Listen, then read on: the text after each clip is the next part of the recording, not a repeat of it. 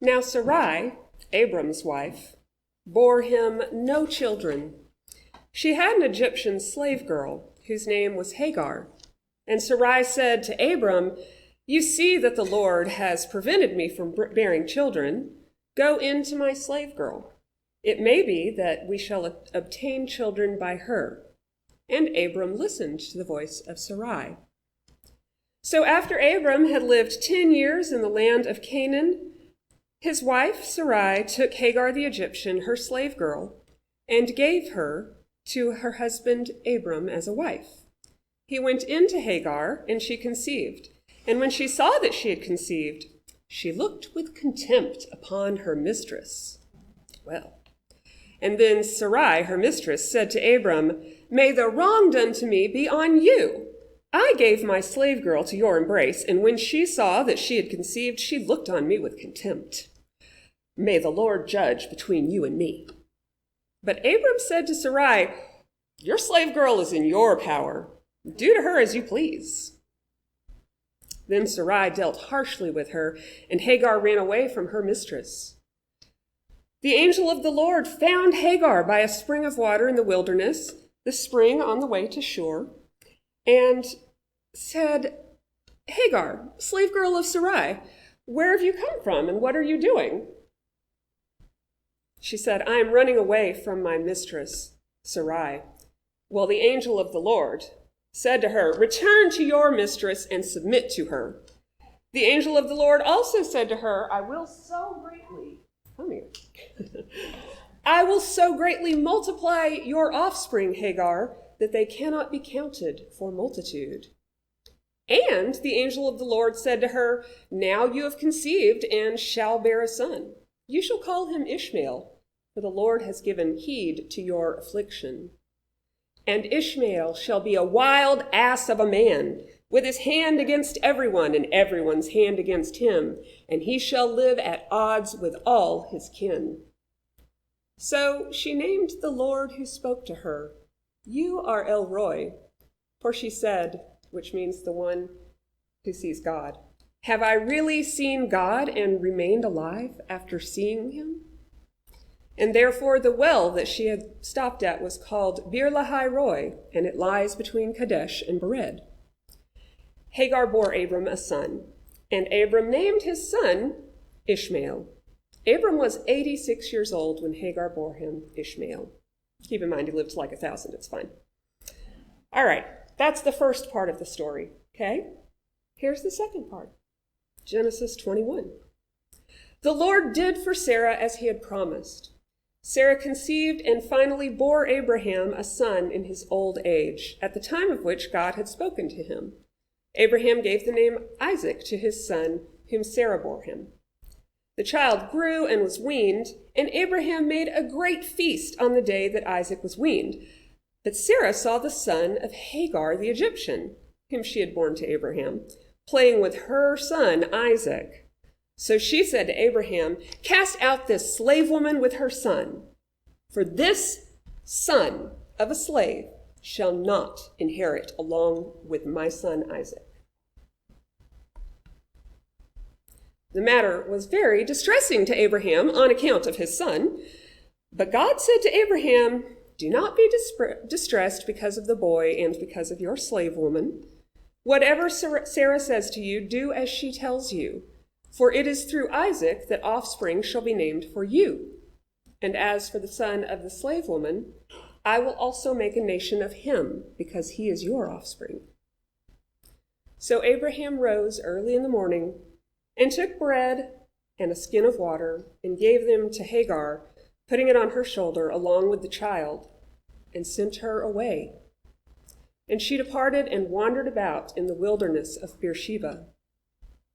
When the water in the skin was gone, she set the child under one of the bushes for shade. Then she went and sat down opposite him a good way off, about the distance of a bow shot. For she said, "I cannot look upon the death of my child." And as she sat opposite him, she lifted up her voice and wept. And God heard the voice of the crying child. And the angel of God called to Hagar from heaven and said to her, "What troubles you, Hagar? Do not be afraid, for God has heard the voice of the boy where he is. Come, lift up the boy and hold him fast with your hand, for I will make a great nation of him." Then God opened her eyes, and she saw a well of water where none had been before. She went and filled the skin with water and gave her child a drink. God was with the boy, and he grew up. He lived in the wilderness and became an expert with the bow. He lived in the wilderness of Paran, and his mother got a wife for him from the land of Egypt. For what did Hagar long? Did she long for her family or her homeland? Safety? Freedom? Forgetfulness to wipe clean the memory of 1,000 daily slights and indignities and violations? And did she long for a healthy son, a child to love her and elevate her status in the household? She must have. And at heart, she must have longed most of all for their freedom. How many choices had Hagar ever made? No one chooses slavery.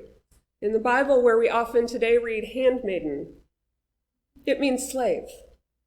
There is no question.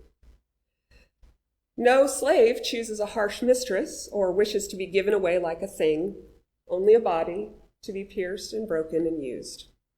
Only a womb to be filled with a creature half sorrow and half joy. And how old was she, Sarai's Egyptian slave girl, when she was presented to the 86-year-old patriarch of the household? Hagar longed for freedom. She longed for it first for herself, and then for herself and her son Ishmael. She longed for it so much that she fled, pregnant and alone, into the wilderness and was ready to die rather than go back to servitude. And in the second story, she does not think to turn back once she leaves. She doesn't think to seek forgiveness and succor from the Bet Av, the house, the father's house, from which they had been expelled. She set her child down under the bush and walked away, making the choice again to perish rather than be enslaved. Hagar longed, I believe, to belong to herself. We know that she and Ishmael survived, and in accordance with the promises made by God, his children were great in number. His tribe later came to be known as the Ishmaelites, aka the early Arabic tribes. But before they were called Arabic or Ishmaelite, the tribe in the area that was referred to as Paran, well, they were called for a long time the Hagarenes. What Hagar knew, and what we all know in our heart of longing, is that we cannot create communities of true belonging until people have full agency in every aspect of their life. If I'm not allowed by society or the man or whoever to belong to myself, I can never bring my whole self into community or relationship. And as long as we cling to narratives that see others as less than, we have denied people basic ownership of themselves and basic choices. If there are physical disabilities, there will be places you can't go, events you can't attend, and parts of life from which you are excluded. Are you blessed with a name that looks ethnic? There are resumes that will be thrown in the trash. There are TSA staff waiting at the airport, and the cold sweats every time you see red and blue lights in your rearview mirror. When we see and know that we belong to ourselves, however, we can bring our whole selves into belonging with the community. And that community is only worth creating when all its members are whole, when all our members are invited into communion and covenant with one another. We have a responsibility to ourselves and to the world to seek this wholeness and to build the beloved community from that starting place. Seeing others and ourselves as less than, well, it's a human problem. Seeing others and ourselves as whole and complete, it's a human solution. But there's a touch of the divine. The story of Hagar's journey is formative to a certain branch of theology, which is just a fancy way of saying God talk, known as womanist theology. Womanism is the exploration of life through the lens of feminists of color. Womanist theology, then, examines the way the Judeo-Christian God has intersected with the lives of African American women. The term womanist itself comes from Alice Walker, who defines womanist as 1.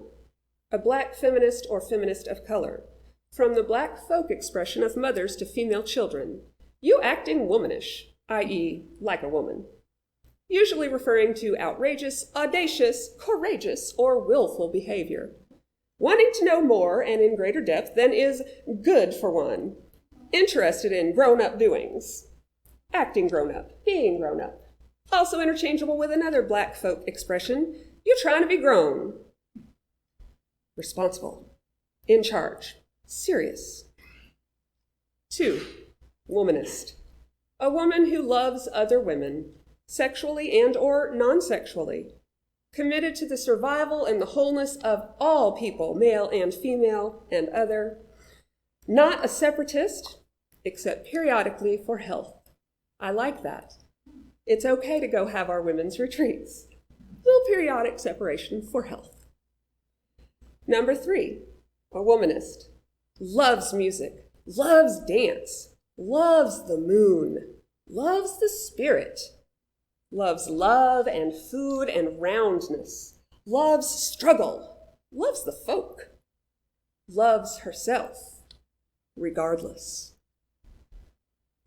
The story of Hagar is seen by many womanist theologians as paralleling their own experiences culturally of slavery, forced surrogacy, and the anguish of seeking freedom and being denied even by God, God's self. The angel of the Lord found her by a spring of water, and he said, Hagar, where have you come from and where are you going? She said, I am running away, and the angel of the Lord said to her, return to your mistress and submit to her. Hagar's encounter with the divine did not end there. As we've seen, she not only lived and bore a son, but she was eventually able to make her own way and her own community. An argument can be made that the angel sent her back to Sarai because solo pregnant teenagers don't do well in the wilderness, and the first concern of God might have been survival. Interpret it as you wish. The bare fact remains that Hagar's story, like the stories of African American women, is one of coerced bodily servitude. Womanists see hope in Hagar's survival and in her eventual entry into fully covenantal community, wholly herself. For what do we long? We live in a world where angels are scarce and wilderness is plentiful. Even those of us with privilege 6 ways to Sunday spend much of our time living one medical disaster from indigency. For those against whom the deck is stacked, the path into the wilderness is much closer. One stumble along the way, and you're in danger. A traffic ticket that can't be paid leads to an arrest warrant that can't be paid. That leads to a driver's license that's suspended. That leads to a job that can't be reached. That leads to another ticket because you drove anyway, and this time an arrest. That leads to jail time and a criminal record. The job is lost. New jobs are hard to find. The last steady employment you held was in prison, and you were paid somewhere between 93 and 16 cents per hour. And that's just one way to wander into the desert. There are 1,000 more, and almost all of the paths into the wilderness are shaped and constructed by us for us. Because humans are the problem, and guess what? Humans are the solution. There are 2 sides to our longing: wholeness in and of the self, and wholeness in and of community. Freedom is largely meaningless when it is freedom in a vacuum. A prisoner in solitary confinement is free to think and say and do and act however they want, but the freedom to shout curses at concrete walls is no freedom at all.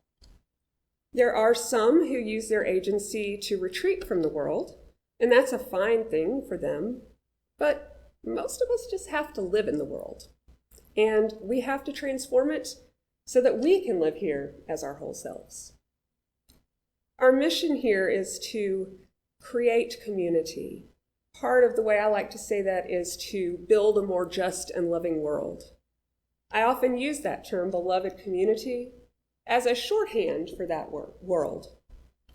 And what Hagar helps us to see is that the beloved community has to be situated at the exact intersection of freedom and responsibility. We have to have the freedom and the agency to be and become our own whole selves. And with that freedom comes the knowledge and the responsibility that we can and must do this with others. For what do we long? For survival and security, food and water, shelter from the desert wastes, the sweet, clean rush of air in our lungs. We long for wholeness in ourselves and in others, the beloveds of whatever other beloved community we belong to. We long for love and to be understood, named and known, by ourselves first and by others as well. Like Hagar, we long for freedom. We long to belong to ourselves. And perhaps like Hagar, we will fulfill our longing after a little walk in the desert, after the child is grown, after the owners are left behind, after the struggle and the conflict, after a lifetime of bondage to others and to ourselves. Perhaps then we will fulfill our longing. Or maybe sooner. Maybe now. Amen.